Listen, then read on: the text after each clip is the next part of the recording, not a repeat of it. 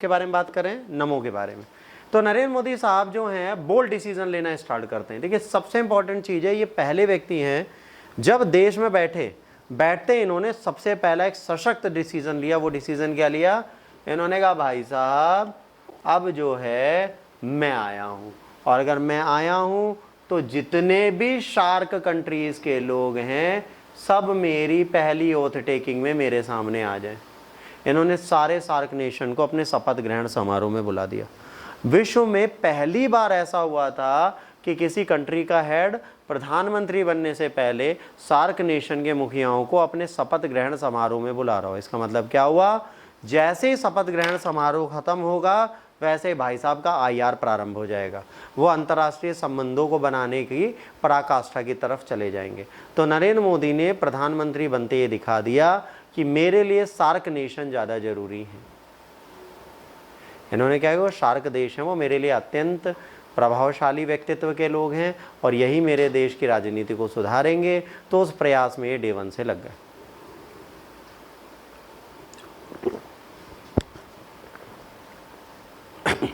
और उसमें उन्होंने क्या कहा? पड़ोसी पहले, नेबरहुड फर्स्ट पॉलिसी को इन्होंने फॉलो किया। और नेबरहुड फर्स्ट पॉलिसी की सबसे बड़ी बात थी, नरेंद्र मोदी साहब ने बुलाया और किसी भी सार्क नेशन के मुखिया ने आने से मना भी नहीं किया। सब चुप पे आए क्योंकि सबको भविष्य दिख गया था कि आने वाले टाइम पे नरेंद्र मोदी 15 साल शासन करेंगे। सबको पता था पहले से।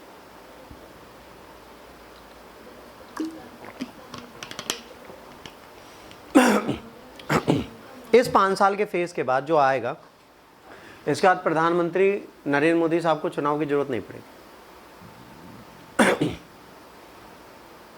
फिर वो जैसे चाइना में होते हैं ना वैसे हो जाएंगे, अपनी मर्जी तक गद्दी बैठे रहेंगे ना। अटैक कहेंगे चुनाव EV फाइनल डिक्लेयर से तो लोग क्यों आते फालतू परेशान होने जब हमें हैक ही रखना है।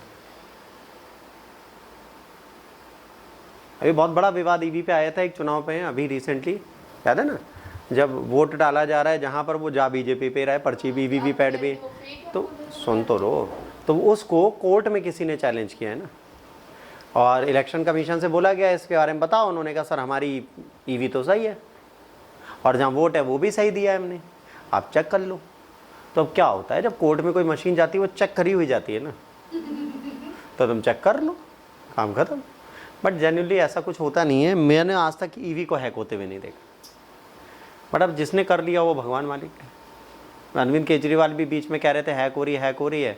आज वो बेचारे वोट डालने भी जेल से बाहर नहीं आ सकते।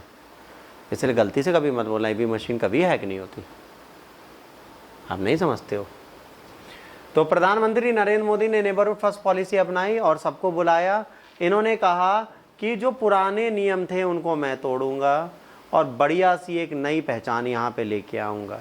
While his policies are designed to attract the foreign capital and technology, इन्होंने क्या कहा कि जो विदेशी मुद्रा है वो मुझे चाहिए और बहुत सारी तकनीकी चाहिए। Seek foreign market for Indian product, और भारतीय सामान को बाहर बेचेंगे। They are also gear towards a close linkage of regional stability, peace and prosperity. इनका और पर्पज़ क्या है? ये चाहते हैं कि जो वैश्विक रूप से शांति बनी रहे, समृद्धि रहे, आस पड़ोस के लोग मेरे साथ जुड़े रहें और मुझे कोई प्रॉब्लम ना हो। India's foreign policy under Modi demonstrated marked change and exceptional dynamism। अब जब ये आए तब से भाई साहब नरेंद्र मोदी जो हैं उनके आने के बाद से ये पॉलिसी प्रॉपर मैनर में चेंज हो चुकी है और बहुत सारी बेसिक चीज़ें इसमें बदल चुकी हैं। आज ये नरेंद्र मोदी की पॉलिसी जो है उसने भारत को IR में एक इंटरनेशनल प्लेटफॉर्म पे नंबर 1 फेवरेट नेशन विश्व का बना के छोड़ दिया। ठीक, अब इन्होंने 4D की बात की है, डेमोक्रेसी, डेमोग्राफी, डिमांड एंड डिस्पोरा। लोग, मांग, डेमोग्राफी एंड डेमोक्रेसी, ये 4 D जो हैं ये याद रखना हमेशा नरेंद्र मोदी के। ठीक, इनको कहीं IR आए Narendra Modi is 4D ideology of foreign policy. Narendra Modi की 4D विदेश नीति के बारे में बात की जाएगी। देखो बेटा, इसमें अभी हिंदी नहीं बता रहा क्योंकि हिंदी अभी मैंने इसकी ट्रांसलेट करके लिखी नहीं है। मुझे पता नहीं था आज मेरी क्लास है इसलिए। तो अभी इंग्लिश पढ़ लीजिए, हिंदी आपको संडे को मिल जाएगी। ठीक है, आप लोग बिल्कुल परेशान मत होइएगा, मैं आपके लिए सब करूँगा। कैसे करूँगा हमको भी नहीं पता, पर करूँगा सब। बहुत चैलेंज है यार। Features, transforming the role of India in the international stage to a leading power rather than a more balancing power. इन्होंने ये कहा कि अब हमें बैलेंसिंग पावर नहीं बनना, हम लीडिंग पावर, कि बेटा हम भी लीड करेंगे, तुम इजराइल पे अटैक करोगे और तुम फिलिस्तीन पे अटैक करोगे, तुम यूक्रेन पे, हम भी अपनी राय देंगे। अब जैसे हमने जो अपने फॉरेन मिनिस्टर बना रखे हैं, ठीक है, कौन है हमारे फॉरेन, कौन थे, क्योंकि अभी तो हट गए, जयशंकर साहब। जयशंकर साहब जो हैं, जब वो बाहर जाते हैं तो उनकी एक खास बात है, वो हमेशा बोल्ड रहते हैं अपने कम्युनिकेशन में। जैसे वो यूके गए तो यूके ने कहा यू आर सपोर्टिंग रशिया, कह रहे नो, कह रहे then why you are purchasing your gases and fuel, actually UK में गैसेज बोलते हैं दोनों को, तेल पेट्रोल डीजल सबको, why you are purchasing your gases from USA और रशिया, तो वो कहते हैं from where you are purchasing, कह Russia, then why the you are stopping us to purchase. मतलब उन्होंने कहा जब तुम खुद वहीं से खरीद रहे हो और तुम हमसे कह रहे हो हम ना खरीद, कह रहे हैं हम एक डेमोक्रेटिक नेशन है, स्वतंत्र देश है, हमारी जहां से मर्जी करेगी वहां से खरीदेंगे। कह रहे जब मैं अपने माँ बाप की नहीं सुनता, मैं जापानीज अपने घर पे ले आता हूँ तो मैं तुम्हारी सुनूंगा। कह रहे एम्बेसी में बैठे बैठे जापानीज ले आए अपने घर में बहू बना के, उनकी तो सुनी नहीं, तुम्हारी बड़ी सुन लूंगा मैं, शक्ल देखो तुम अपनी। तो मोदी साहब क्लास 1 है। देखो भारतीय महिला से अगर जयशंकर की शादी हुई होती तो गारंटीड वो विदेशी दौरे पे नहीं जा पाते। भला वो जापानीज हैं, थोड़ा अनुशासित होते हैं, बहुत अच्छे होते हैं, निपटते रहते, घूमते रहते हैं, तो फायदा है जयशंकर साहब बने। क्यों? क्योंकि वो बोल्ड है, वो डिसीजन बोल्डली लेते हैं, वो भारत को बैलेंसिंग पावर भी नहीं। हाँ तुम कह रहे हो तो मैं गैस ना, मैं लूंगा, तुम्हें जो उखाड़ना उखाड़। ये एटीट्यूड जब जिसका होता है वो कंट्री लीड करती। उन्होंने कहा तुम इनसे S-400 ना लो, क्यों ना ले, पैसा दे चुके, डील साइंड है, क्यों ना ले। कह रहे तुम्हें यूनाइटेड नेशन की परमानेंट सीट नहीं मिलेगी, तुम्हारे कहने से नहीं मिलेगी, हम ले लेंगे। मतलब इंडिया अब अप्रोच वो नहीं रखता, अरे प्लीज, कहता तुम्हारे बाप भी देंगे, जाओ क्या। तो जो एटीट्यूड हमारा चेंज हुआ है ना इंटरनेशनली, हम इंटरनेशनली कुछ भी कहते हैं लोग डरते हैं। आज इंटरनेशनली कि मालदीव हमसे दूर भागा, डर के मारे वापस आ रहा है कि प्लीज टूरिस्ट दे दो। चाइना से बोला, चाइना ने 1 साल भेज दिए, इंसेंटिव दे दिया, ये दे दिया, बहुत सारी चीजें दे दी, सब्सिडीज दे दी, लोग घुमाए। अब हर साल थोड़ी ना चाइनीज इतने वेल्ले बैठे कि घूमेंगे, इंडियन वेल्ले बैठे। भाई इंडिया में हर महीने 100 शादियां होनी है और 50 हनीमून वाली जाने और 50 मालदीव जाने। तो भाई पहले से प्री प्लान्ड है उनका, first time is the Maldives. क्यों? अब इंडिया के पास था मार्केट, अब इंडिया के कपल्स को कह देगा लक्षद्वीप जाओ, मालदीव नहीं जाना। वो नरेंद्र मोदी कहने पे जा भी रहे हैं बेचारे, पर बड़ा दुखी दुखी मन से जा रहे हैं। अभी मोदी कहते ठीक जाओ, अभी बता रहा हूं, एक बार मोदी बोल दे you can go Maldives, I am with you, अगले दिन बूस्ट हो जाएगा एयरपोर्ट टिकट से। और मालदीव की सरकार कहेगी टिकट फ्री कर दो इन लोगों के लिए, बस आने दो हमारे। मालदीव के या कोई भी कंट्री हो, भले नेपाल हो, श्रीलंका हो, चाइना हो, हम एक इतनी बड़ी मार्केट बेस बना के और इतनी बड़ी पावर बन के आज बैठे हैं बच्चों कि कोई भी कंट्री हमको डिनाई नहीं कर सकती, कोई भी कंट्री आज हमें मना नहीं कर सकती। ये इसलिए हो रहा है क्योंकि हम एक बोल्ड डिसीजन लेने को हमेशा तैयार रहते हैं। ठीक है, तो इन्होंने कहा है कि भाई अब हमें एक लीडिंग पावर बन के दिखाना है, तो बैलेंसिंग पावर हम नहीं ले। Diplomacy should be primary focus और accelerating nation socio economic development. कह रहे जो हम डिप्लोमेसी बनाएंगे वो कैसी बनाएंगे, हमारा सामाजिक और आर्थिक डेवलपमेंट हो, मतलब विकास। सामाजिक आर्थिक विकास कैसे होगा, जब हम इकोनॉमिकली बूस्ट करेंगे, जब हमारी अर्थव्यवस्था बहुत ज़्यादा मजबूत होगी। और बच्चों अगर हमारी अर्थव्यवस्था ही मजबूत नहीं होगी तो हमारा कोई काम नहीं होगा। तो इन्होंने ये कहा है कि हमारी अर्थव्यवस्था मजबूत होनी चाहिए, अगर वो मजबूत है तो हम सब कर लेंगे। In today's world defence capabilities and economic strength are the important, at the same time India should also utilise its abundant soft power. अब इन्होंने ये कहा कि आज विश्व में अगर आपको बड़े मंच पे रहना है तो रक्षा बहुत बड़ी चीज़ है। तो रक्षा के लिए हम सिर्फ आप पर डिपेंडेंट नहीं है, रशिया पे।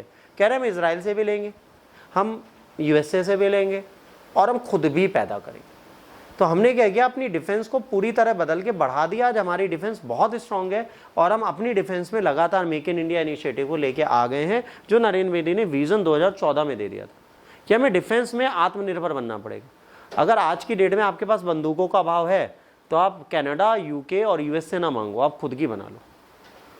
क्या हुआ, फोन आ रहा है?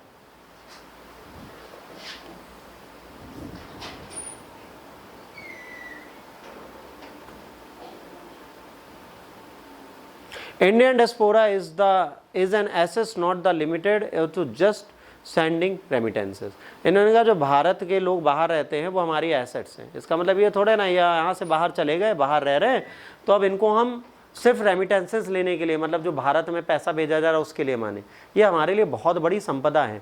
इनको हम भारत में वोटिंग के लिए लाएंगे, इनको संपत्ति खरीदने लाएंगे, इनको इन्वेस्टमेंट के पर्पज से लाएंगे। तो नरेंद्र मोदी ने पहले से कह दिया कि अब हम कोशिश करेंगे कि हम अपने रिश्ते को अच्छे रखें उनके साथ भी जो बाहर रहते। यही रीज़न था नरेंद्र मोदी साहब जब देश के प्रधानमंत्री बने, सुषमा स्वराज बैठी हों या अदर फॉरेन मिनिस्टर्स बैठे हों, हमने एक चीज़ देखी कि अगर विश्व में कहीं पर भी कोई भारतीय फंसा होता था, भले वो भारत में ना रहता हो, मूल से भारतीय हो, नरेंद्र मोदी उसकी मदद के लिए तुरंत खड़े हुए। तो कई सारे मिशन बने हैं जो यूक्रेन के टाइम पे भी गए, लॉकडाउन के टाइम पे भी गए, सीरियन क्राइसिस पे भी गए, इजराइल की क्राइसिस पे भी गए। तो इंडियंस को बचाने की पहल करने वाला पहला प्रधानमंत्री है जो किसी भी बाहर फंसे इंडियन को हमेशा देश लाने को तैयार है। कई सारे, तो यह ऑपरेशन का नाम अभी इसीलिए उतना समय नहीं है, अभी जब IR पढ़ेंगे तब आएगा, मेन जब फीचर्स पे आएंगे। ये अभी IR का पहला बेस चल रहा है, ये पहला चैप्टर है जिसमें आपको पता चला नरेंद्र मोदी एरा तक हुआ क्या। फिर हम कंट्री वाइज चलेंगे तब सब कुछ आएगा, ठीक है। नरेंद्र मोदी के तहत क्या हुआ, हमने एक न्यू ट्रैजेक्टरी बनाई, बॉर्डर शिफ्ट किया अपने आइडियाज़ को, और हमें आज दिख रहा है कि मोदी क्या करना चाह रहे हैं। मतलब आज की डेट में हमको पता है नरेंद्र मोदी का प्लान क्या है, नरेंद्र मोदी उसे किस तरह इंप्लीमेंट करना चाहते हैं, और नरेंद्र मोदी वास्तविकता में क्या चाहते हैं। जैसे कोई कहे कि सर क्या नरेंद्र मोदी US की तरफ इंक्लाइंड है, नहीं। सर रशिया, ना। सर चाइना, ना। Narendra Modi is building some of special foreign policy for his own country by his own vision. वो ये समझ चुके हैं कि देश को किसी एक कंट्री पे डिपेंडेंट नहीं छोड़ सकते। फ्रांस से भी खरीद रहे हैं, USA से भी खरीद रहे हैं, इजराइल से भी खरीद रहे हैं, रशिया से भी खरीद रहे हैं, और साउथ ईस्ट एशिया को बेच रहे हैं। क्या ब्रह्मोस जैसे अस्त्र। अरे छोड़ो, पहली बार ऐसा हो रहा है एक डेवलपिंग नेशन US से जा रहा है और ब्राजील जा रहा है, और जयशंकर अपना तेजस लेके जा रहे हैं बेचने के लिए। एस जयशंकर US को कह रहे हैं तुम हमसे लाइट कॉम्बैक्ट एयरक्राफ्ट लोगे। अब US से पहले खोपड़ी खुजाएगा, कहेगा हम ले, अरे तुमसे बेहतर है ट्विन इंजन। कह रहे अच्छा समझो, आज इंडिया उस सेल्फ रिलायंट पे है कि वो अपनी चीजें उन कंट्रीज को बेच रहा है जो कभी हमें देते थे। तो आज कहीं ना कहीं हम एक्यूरेसी में ऊपर उठते जा रहे हैं। तो ये विजन क्लियर है, हमको पता है नरेंद्र मोदी साहब सोच क्या रहे हैं और आने वाले टाइम पे वो वास्तविकता में क्या करना चाहते हैं। मैं ये नहीं जानता इंटरनल पॉलिटिक्स में नरेंद्र मोदी साहब हमारे फैन फॉलोइंग से जीतते हैं या EVM हैक करके, क्योंकि जेन्युइनली मैं आपको बता दूं लखनऊ के अंदर कौशल किशोर साहब सांसद हैं, और जो सरोजनी नगर वार्ड से खड़े होते हैं उनके लिए हम BJP को वोट देते हैं, और लगातार पिछले 5 सालों से 10 सालों से दे रहे हैं, इस बार भी उन्हीं को जिताएंगे। तो हमारे हिसाब से तो BJP जीत गई। जहां से राजनाथ खड़े हो रहे हैं कैंट से, वहां राजनाथ नहीं हारेंगे। जहां उनके सुपुत्र पंकज नोएडा से खड़े हो रहे हैं वो नहीं हारेंगे। बनारस से नरेंद्र मोदी जहां से खड़े हैं वो नहीं हारेंगे। जहां से एस जयशंकर वो नहीं हारेंगे। जहां से सुमितो पात्रा खड़े हो रहे हैं वो नहीं हारेंगे। जहां से सीतारमण खड़ी हो रही है वो नहीं हारेंगे। जब ना हारने वाले कैंडिडेट है तो कौन कहता है कि हैकिंग करने की जरूरत है। और भाई election can be won just by getting full majority in UP, Rajasthan, MP and Bihar. बस खत्म। अगर इन 4 राज्यों में आपने सीटें पा ली तो आप प्रधानमंत्री के पद पर बैठ गए। और महाराष्ट्र भी हमारा अपन ही है। 5-6 राज्य तो ऐसे हैं जिनकी सीटें सबसे ज्यादा है, यहां हम जीतते हैं। तो नरेंद्र मोदी साहब को पहले से पता है कोई कितना ब्लेम लगा दे, क्लीन चिट लिया, बैलेट लिया, ठप्पा मार के जीता है, जीतेंगे हम ही। आज बूट कैप्चरिंग तो नहीं हो रही, ठीक। अब India first. India first is the fundamental feature of Modi doctrine. India choices and the actions are based on the strength and its national power. Further, Indian strategic intent is shaped mainly बंद क्यों हो रहा है बार बार?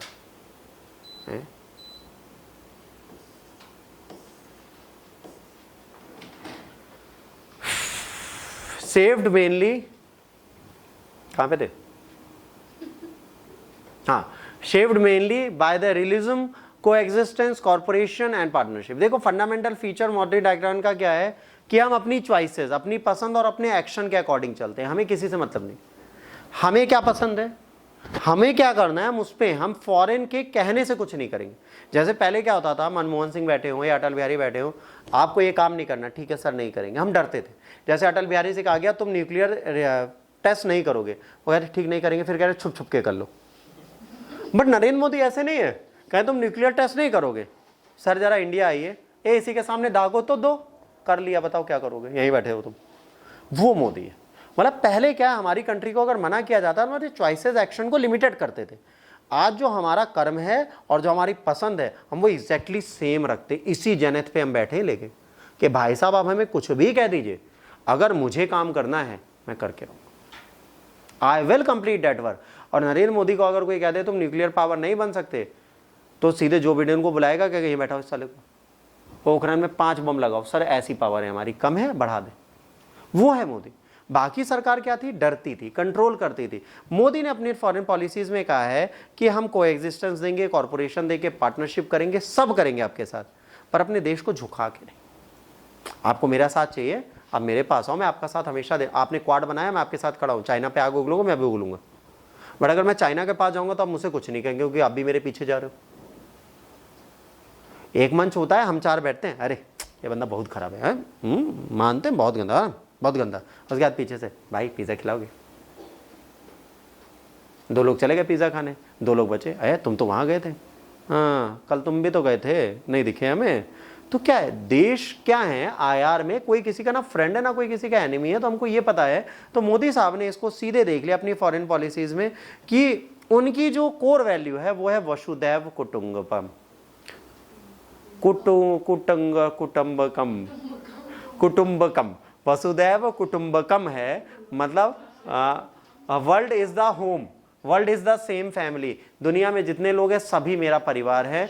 तो वसुदैव कुटुंबकम is his ideology, जो ये बताती है कि हम पूरे विश्व का सम्मान करने को सदैव तैयार रहते हैं। जैसे डिजिटाइज नहीं है, पढ़ रहा था उस टाइम पे, तो कभी कभार जवान फिसल जाते हैं। तो जैसे अब जैसे था वसुदैव कुटुंबकम, नहीं कुटुंबकम कुछ भी है, तो वो कभी कभार होता है कि प्रोनाउंसिएशन फंस जाता है। वसुदैव कुटुंबकम सही पकड़े।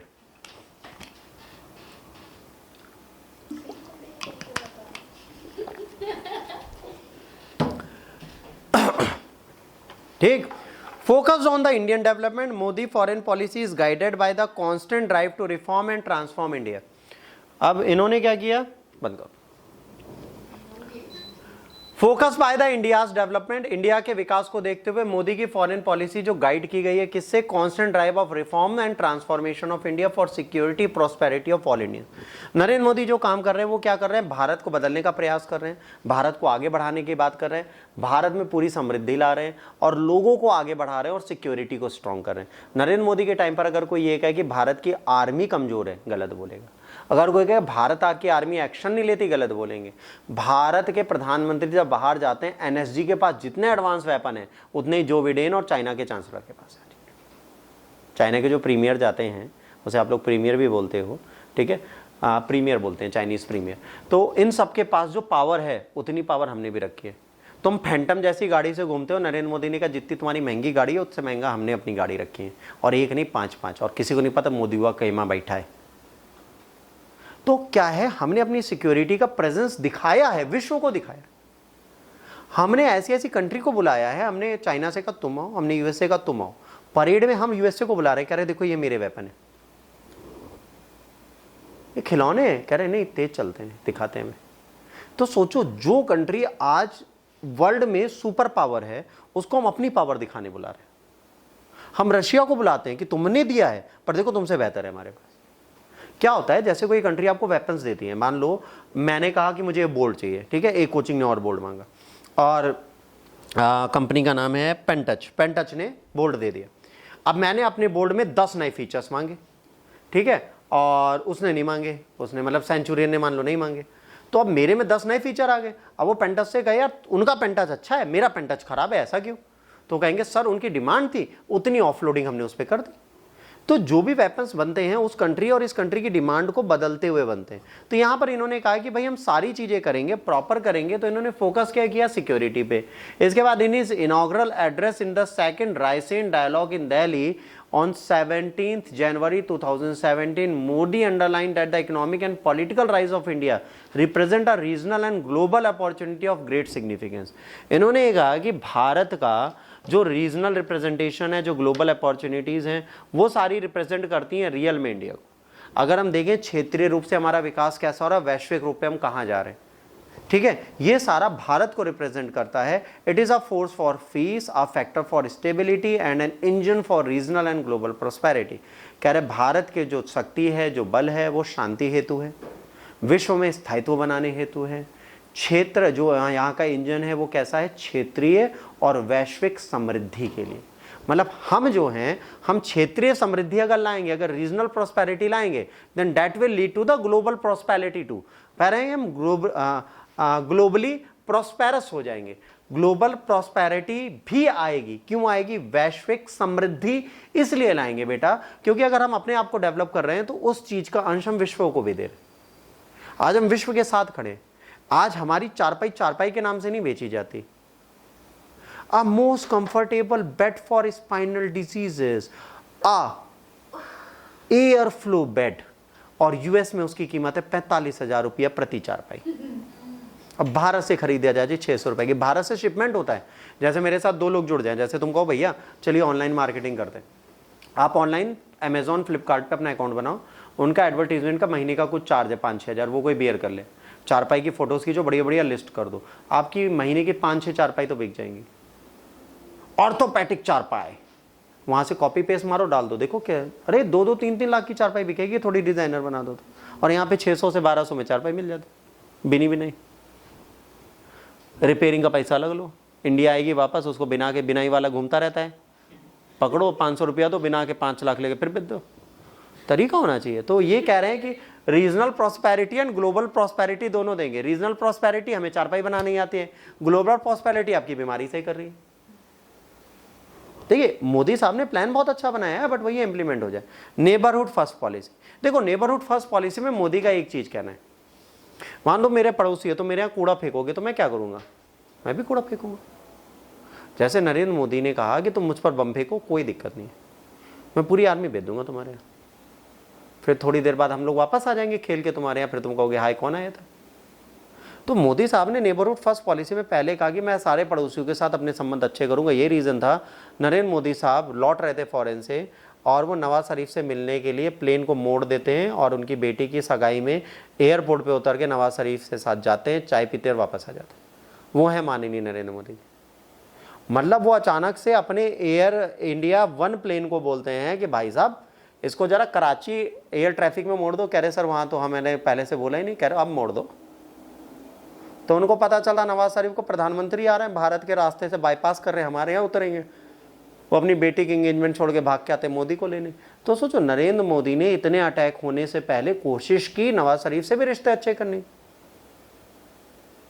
भाई तब वो प्रधानमंत्री थे उस देश के, उन्होंने कोशिश की डेमोक्रेटिक रिलेशंस अच्छे बने रहे, पर वो बायलैटरल रिलेशन अच्छे बने नहीं रह सकते क्योंकि वहां पे डेमोक्रेसी से ज्यादा मिलिट्री पावरफुल है। तो मोदी साहब ने पड़ोसियों में सबसे पहले पाकिस्तान को उठाया, बट पाकिस्तान उठना चाहता ही नहीं था, वो गिरना ही चाहता था, गिरता चला गया।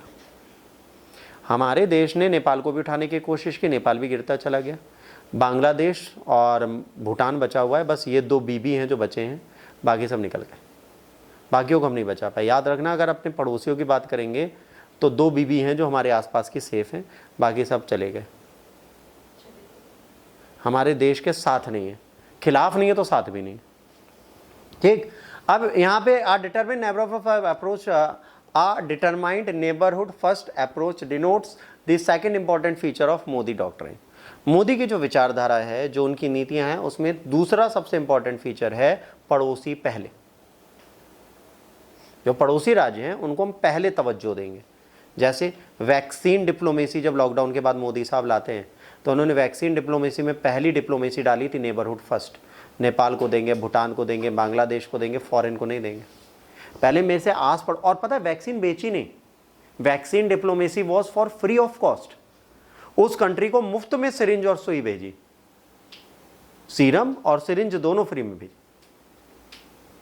और वो चीज चाइना को देखी नहीं गई। फिर चाइना ने क्या किया?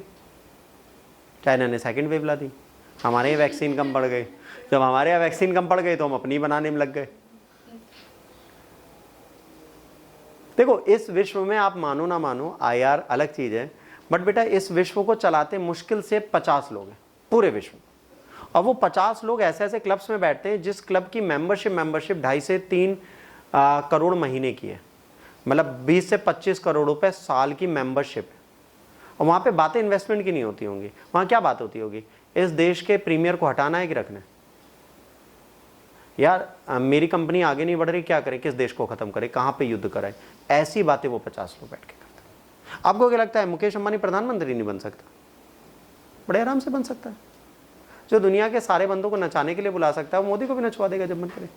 बट वो क्यों नहीं बनता? उसको पता है कि उसी का तो बंदा बैठा है। गुजराती भाई भाई, जितना आपने कभी अडानी और अंबानी को फंसते हुए देखा है मोदी काल में? अभी अडानी फंसने वाले थे, IPO लाने के बाद बच गए, सेफ गार्ड से निकल आए, ईडी ने भी क्लीन चिट दे दिया। क्यों? कभी सोचा है? क्योंकि इंडिया में भी ये ऐसी पावर है जो सरकार बनाती गिराती। तो नेबरहुड फर्स्ट पॉलिसी का भी मतलब ये था कि हम देशों के आसपास रह के देशों को सिक्योर करें, और ये करने से क्या होगा, हम ग्लोबल लीडर की तरह दिखेंगे। नरेंद्र मोदी चाहता था भाइयों और बहनों बोलूं और सारे देश मेरे पीछे आ जाए, बट ये भूल गया नेपाल तो नेपाल है। जब सीता माता को अपना मायके दे देता है कि अरे इनका मायके है, तो अब क्या कर लोगे तुम? और आपको पता है कि दुनिया में सबसे खतरनाक ससुराली होती है। जम्मू कश्मीर देखो, ससुराल है किस किस की? शिव भगवान, पार्वती माता वहीं से आई, कृष्ण भी वहीं से आए, तो भैया वो ससुराल कई लोगों की। और अभी जो कालकी पैदा हो रहा है, वैष्णवी माता से शादी करेंगे, वो पहले से वहीं बैठी है। रिसाई की हमारे कालकी नहीं आए, तो 3 प्रमुख देवताओं की तो ससुराल वहीं है। लड़ लो तुम। जम्मू कश्मीर से हम लड़ पाए आज तक? प्रेम ससुराल का। तो इन्होंने ये प्रयास किया कि हम क्या करें, अपने आप को अच्छा बनाते हैं, पड़ोसी अगर हमारे अच्छे होंगे तो हम विश्व में लड़ सकते हैं। अमेरिका इतना ताकतवर इसलिए है बच्चों, क्योंकि अमेरिका के आसपास के पड़ोसी बड़े मित्रपूर्ण हैं, उनकी मित्रता बहुत अच्छी, वो आपस में लड़ते नहीं। देखो अमेरिका को अगर देखेंगे, USA उधर अलास्का पीछे, कनाडा के पीछे पुच्छू में एक पूछ है USA की, पर कोई टेंशन नहीं होती उनको। उनको पता है वो कनाडा में भी ट्रक चलाएंगे तो कनाडा ये नहीं कहेगा अमेरिका से क्यों आ रहे हो। मतलब आप कनाडा में रहते हो, आप अमेरिका घूमने जा सकते हो, अब अमेरिका रहते हो, कनाडा मैक्सिको घूम सकते हो। और मजेदार बात है, मैक्सिको से कैनेडियन सिटीजन और US का सिटीजन कहीं पे भी चला जाए, पुलिस नहीं जाएगी, वो भाग सकता है, वो उस कंट्री में पहुंच सकता है बिना वीजा पासपोर्ट। कितना अच्छा है, पूरा का पूरा नॉर्थ अमेरिकन कॉन्टिनेंट बिना पासपोर्ट के घूम रहा है। और एक एशियन कॉन्टिनेंट देख लो, हमको अपने बाबा से मिलने जाना होता है, भोले बाबा से, तो हमें चाइनीज वीजा लेना पड़ता है। हमको अपने पशुपतिनाथ से नेपाल मिलने जाना था तो 24 घंटे का वहां पे भी हमें 2,500 रुपये देना पड़ता है, या 500 रुपये देना पड़ता है, 250 रुपये देना पड़ता है। समझे क्यों? क्योंकि एशिया में स्टेबिलिटी नहीं है। मोदी साहब उसी स्टेबिलिटी के पीछे लगे, उन्होंने कहा हम इसको करते हैं। इन्होंने कहा मेरी प्रायोरिटी यही है कि हम अगल बगल से रिश्ते अच्छे कराएं। Modi started very positive note inviting leaders of all SAARC countries and in his swearing ceremony making neighborhood first policy. After this he visited SAARC countries. सारी SAARC countries गए। आगे क्या लिखा है देखो, मालदीव को छोड़ के, पहली मिर्ची मालदीव के लिए। ठीक, in his first 19 months including Pakistan, the theme of greater connectivity, stronger cooperation, broader context dominates India's engagement with its neighbors today. Importantly, neighbors have also reciprocated this outreach. अब ऐसा नहीं है कि लोगों ने साथ नहीं दिया। जब पहली बार तिब्बत गए तो भी अच्छा था, जब चाइना गए तो वहाँ पे भी ड्रम बजा के आए, उनके कपड़े भी पहन के, सब हुआ। बट जाहिर सी बात है भाई, तुम मेरे से कितना प्यार कर लो, अगर मेरी तुम्हारे साथ एक डिस्प्यूट है, मान लो ज़मीन का डिस्प्यूट है ना, हमारा तुम्हारा बहुत बढ़िया वाला डिस्प्यूट चल रहा है, तो मेरे यहाँ मैं तुम्हें चाय पिलाऊंगा, तुम्हारे यहाँ आओगे तुम्हें चाय बिस्किट नमकीन सब खिलाऊंगा, सब करूँगा। बट जहाँ ज़मीन की बारी आएगी वहाँ खड़ा हो जाऊँगा बंदूक लेके। अब चाइना पाकिस्तान के साथ हमारे डिस्प्यूट ही ज़मीन से, और ज़मीन 1-2 बीघे नहीं, पूरा पूरा स्टेट गायब करना है हमें। 1-2 बीघे हो तो मैनेज कर लो, आप पूरा पूरा स्टेट, इधर श्रीलंका इनको दे दो, जम्मू कश्मीर, लद्दाख उन्हें दे दो, JNK इन्हें दे दो, ये शांत, उधर अरुणाचल प्रदेश दे दो, तुम शांत। समझो, अगर आपको इनसे विवाद क्रिएट करने हैं तो 1-2 बीघे की बात होती है तो बांग्लादेश के बीघों वाली जमीन तो हमने डिस्प्यूट में दे दी, ले जाओ। बांग्लादेश हमारी लड़ाई बीघों में थी, हमने लड़ाई खत्म कर दी, हमने ले जाओ।